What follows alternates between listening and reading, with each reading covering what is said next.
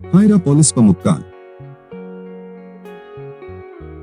Deriving from springs in a cliff almost 200 meters high overlooking the plain, calcite-laden waters have created at Pamukkale Cotton Palace an unreal landscape made up of mineral forests, petrified waterfalls and a series of terraced basins.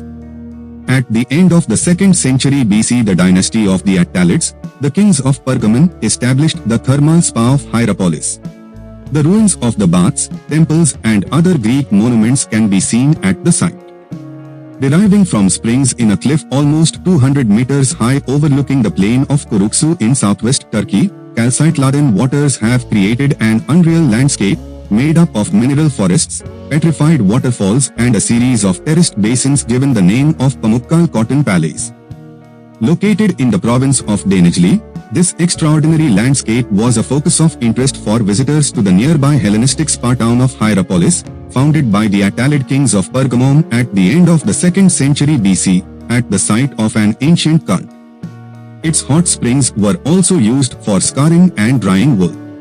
Ceded to Rome in 133 BC, Hierapolis flourished, reaching its peak of importance in the 2nd and 3rd centuries AD, having been destroyed by an earthquake in 1960 AD and rebuilt. Remains of the Greco-Roman period include baths, temple ruins, a monumental arch, a nymphaeum, a necropolis and a theatre.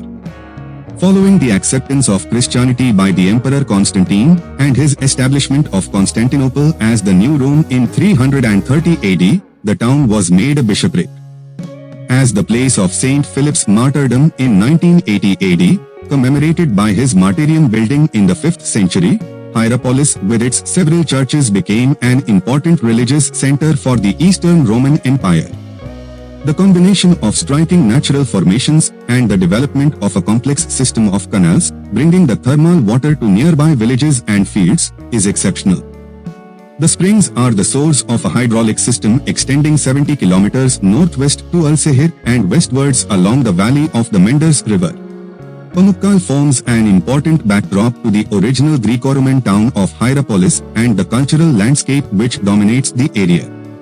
Hierapolis is an exceptional example of a Greco-Roman thermal installation established on an extraordinary natural site. The therapeutic virtues of the waters were exploited at the various thermal installations, which included immense hot basins and pools for swimming. Hydrotherapy was accompanied by religious practices, which developed in relation to local cults. The Temple of Apollo, which includes several Chthonian divinities, was erected on a geological fault from which noxious vapors escape.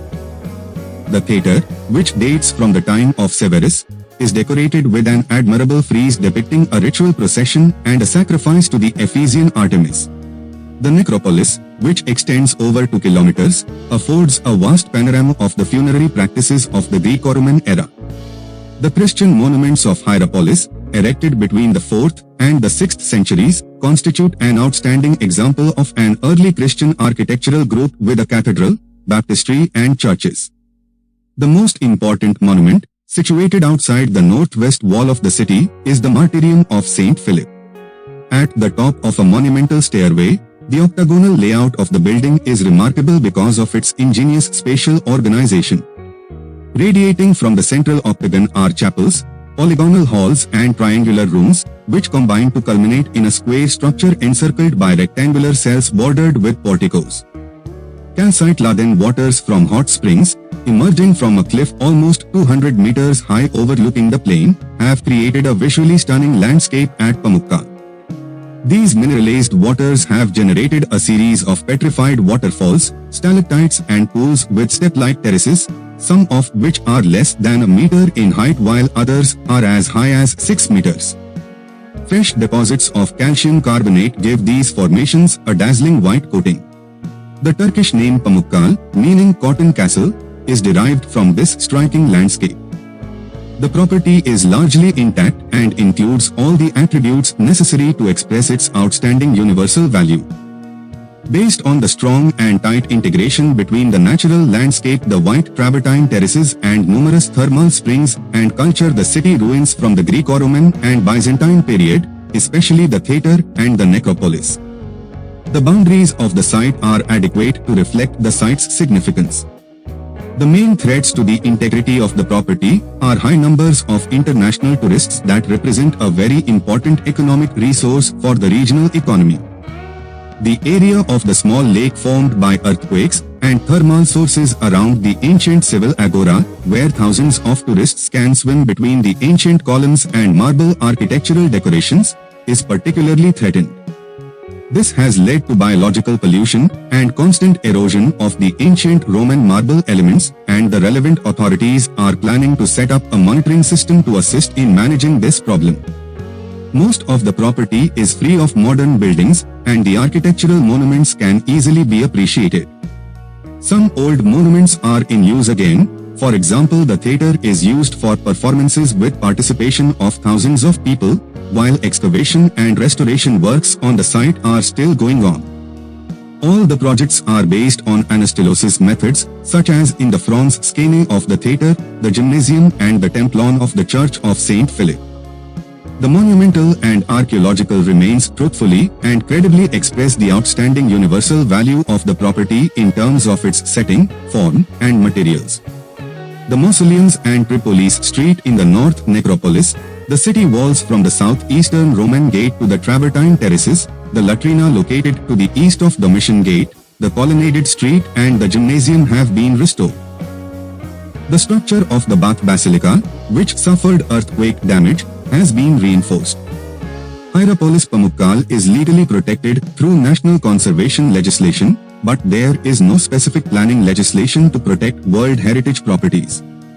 The responsibility for managing and conserving the property is shared by the national government, the Ministry of Culture and Tourism, and the Ministry of Environment and Urbanism, local administration, Denizli Provincial Special Administration, and several state institutions. The approval of the Regional Conservation Council and Provincial Directorate for Environment and Urbanism has to be obtained for physical interventions and functional changes in the site. The site was registered as a first-degree natural and archaeological site in 1980 by decision of the Supreme Council for Antiquities and Monuments. In 1990, an area of approximately 66 kilometers larger than the World Heritage property was registered as a special protected area by decision of Cabinet. Visitor centers at the northern and southern entrances to the site have been built and a conservation plan approved. Hotel buildings on site and structures around the thermal pool have been removed. Entry of private vehicles into the site is forbidden, except for emergencies. Public transportation is provided for visitors. The road passing through the southeastern Travertine Terraces has been closed. Visitor routes and information panels are provided within the site, and tourist facilities are restricted to the edge of the monumental area.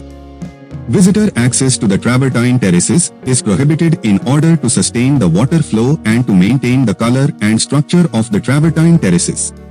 Areas where visitors can bathe in the hot springs have been established. An agreement between the Ministry of Culture and Tourism and the Provincial Special Administration has established a Site Management Directorate within Denizli Provincial Special Administration, which oversees the procedures and principles to conserve, develop and manage the site. This directorate provides coordination between various stakeholders and landscaping, security and cleaning services. An advisory board, composed of central and local administrations, non-governmental organizations and scientific groups, in particular the head of the excavation team, provides recommendations to the Site Management Directorate concerning projects in the site. The Italian excavation team that has been extensively investigating the site since 1957 has specified policies for a management plan aimed at determining the standards for restoration and rehabilitation, based on the Venice Charter 1964 for conservation of historical monuments. This includes accessibility and visitor management, policies for enhancing perception of the site, and risk management.